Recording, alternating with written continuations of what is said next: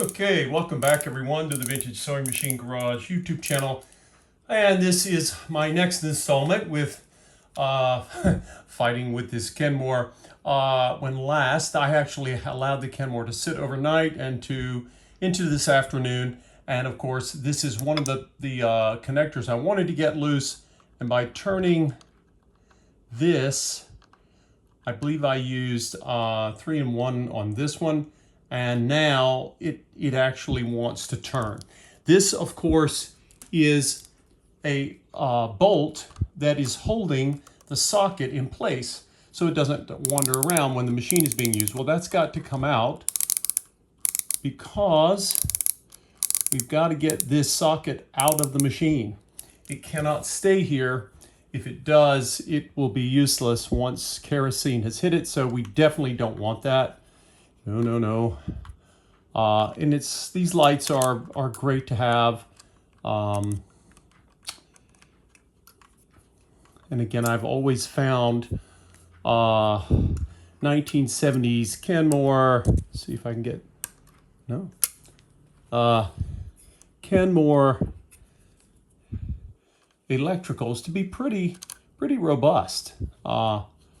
I've never found them to be really much of an issue. Now, what I want to do is bring this off of here. That's apparently maybe a longer, you never know, some of these bolts may be longer than you think. Here we go. And I think it wants to, trying to see if I can wiggle it out here without getting in your way of seeing things. It can be awkward. It can be awkward getting it out without a camera or phone camera in front of you. All right, let's see.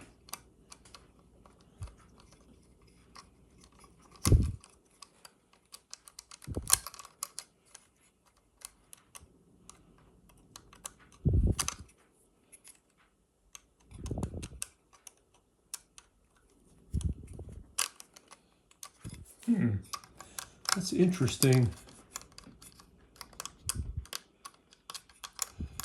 I'm actually moving this up and down to see if it comes out another way, because it is attached to something which is attached to this. Let's try my other screw bit here and get a little more, hopefully a little more speed turning it. So I'm turning and turning and turning and not sure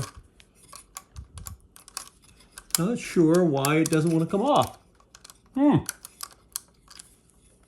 Obviously it's attached here, so not clear to me why, unless on the other side there's some sort of washer holding it. That would seem odd, but you never know.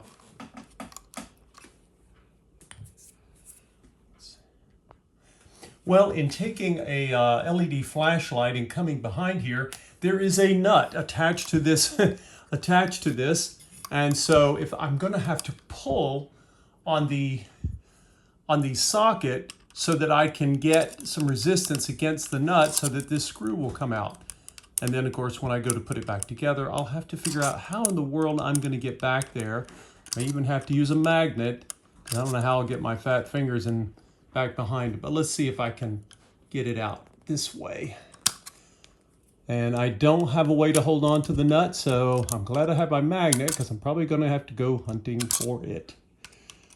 But it come out it must, or there is not going to be a kerosene bath for this machine. And I'm really, even if I had to go without a light, which I don't want to do, not even sure if this power circuit would work without the light, because of course the light is, on these machines, the light comes on when you turn the power on. It was a feature that a lot of machines had by this time. If I remember, this is mid-1970s. Last of the great all-metal machines. One of the last is one of the reasons I'm spending so much effort. And again, if I could just get something back here to hold that nut still, but it's extremely difficult to get back there. You also want to be careful that you don't damage this. I could take this off, but I don't. There's no reason to. I don't mind soaking the little door here, but you got to be careful not to hurt the door. The door is you know, it's as sewing machines go, it's strong, but you could easily damage it. So I'm again pulling towards me with the socket, not damaging the socket, but pulling it towards me to see if I can get this bolt here to come loose off of a little nut. There's like a hex nut behind here that's holding it in place. And just not sure.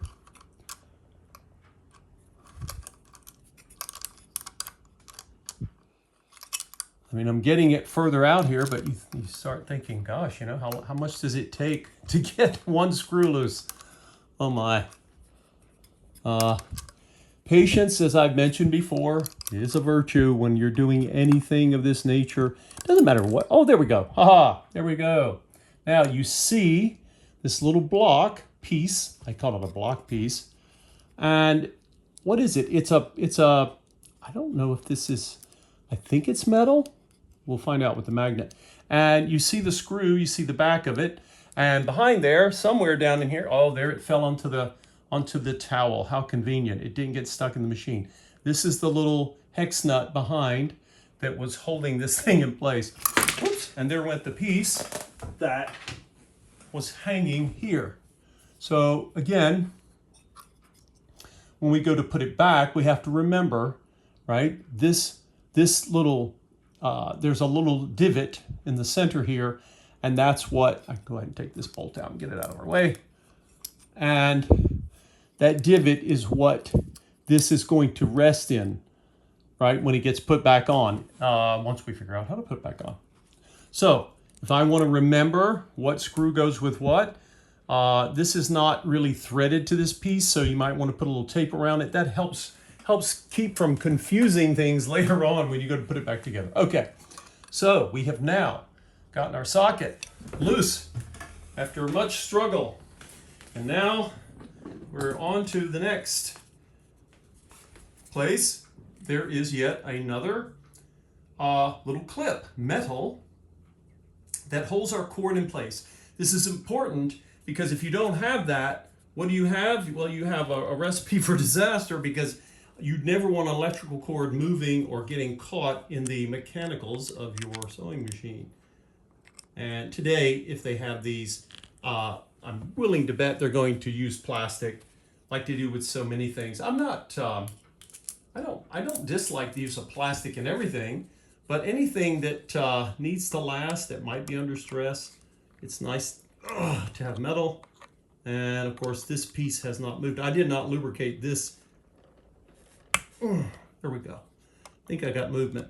If you're turning and turning and you don't get movement, don't force it. Go ahead and take time like I did yesterday with some of these other areas, because if you strip the screw, well, it's not going to be a good day. So now I'm loosening this.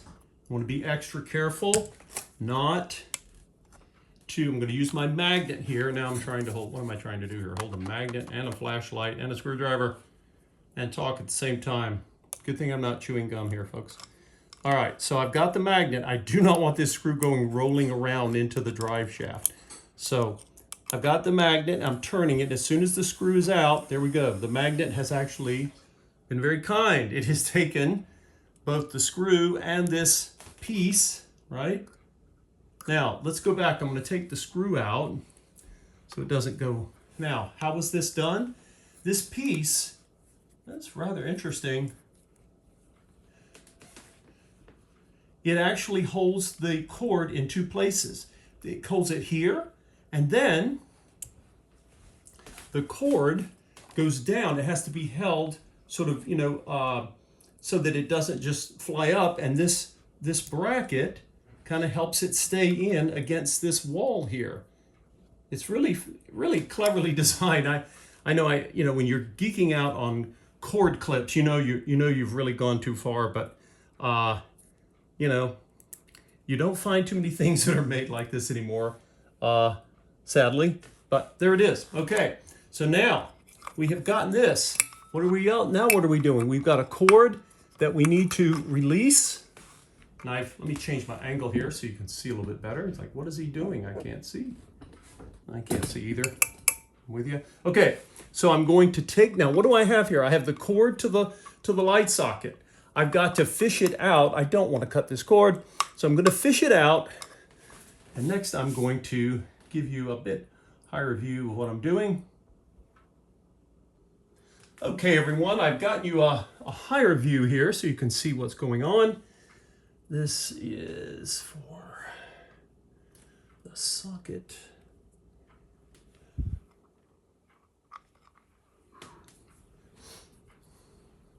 So hopefully what you can see or begin to see, turn the machine for you. I've got my socket, my cord, and now I've got to go down into the machine. I'm just going to sort of thread it down, right? I don't see anything here to immediately get it caught on. And then I'm going to come down again around the side of the machine, and we're going to take this and give you this side view here. And what do you see? You see the cord, right? So what do you see? You see the cord, and you can see where I've sort of put it down there. It's kind of wiggled in the back, and then it's attached here, and it's encased right there, okay, in an extra plastic sleeve. They were careful, and there's another attachment point. So again, this cord was planned to be here and not move, but I've got to get it out if we have any chance of saving the machine. So there we have it. So now let's lower things back down.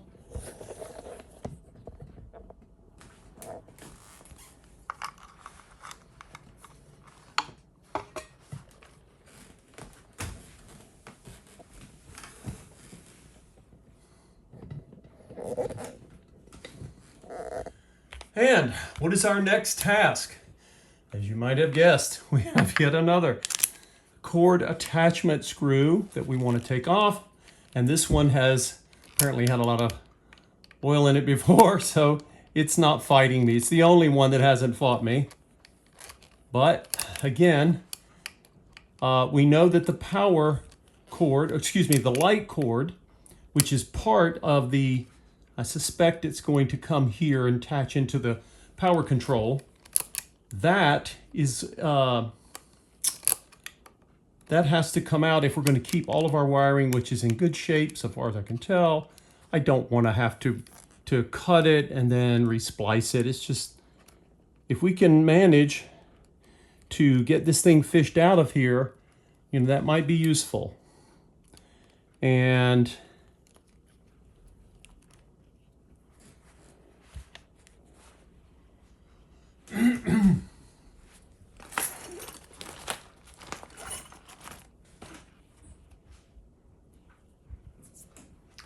let's see here. Now I've taken the screw out.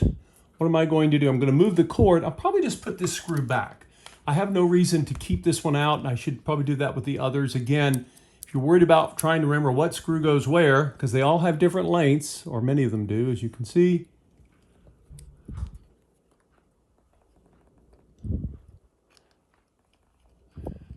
If we can just put it back where it was, then we will know which screw is which when we go to put things back together, if possible, right? And again, I'm doing this, the machine's on the table, there's a nice big terry cloth towel underneath in case I drop it.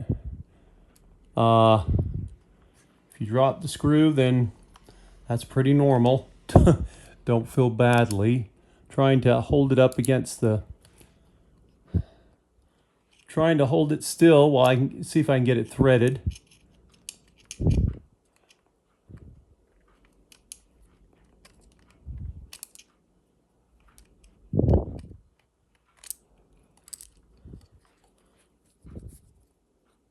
See if I can try to get the screwdriver in the slot. This is just a straight head screw. There's no Phillips here. I'll try this, see if this helps me at all. all kinds of odd techniques you learn when you're trying to do something it doesn't want to cooperate with you. You have to kind of iterate, I think is the best way to describe this, right? So, okay.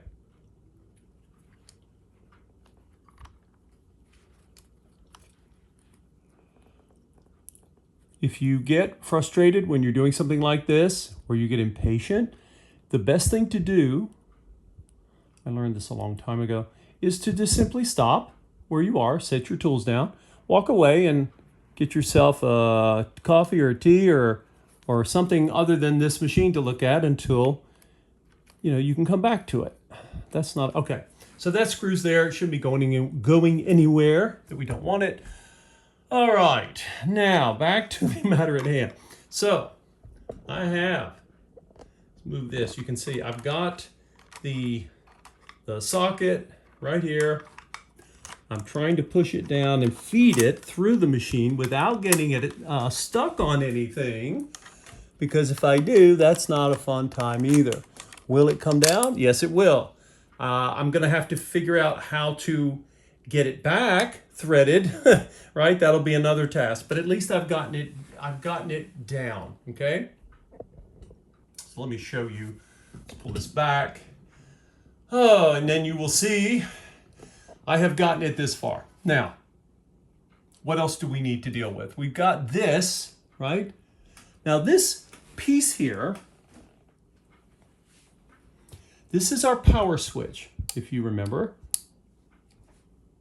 And the power switch is actually attached to a bracket. It's not floating in space, although it certainly looks like it. It's not bolted here.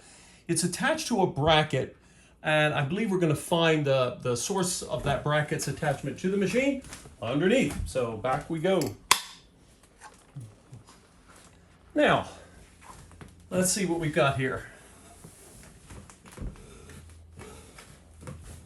All right.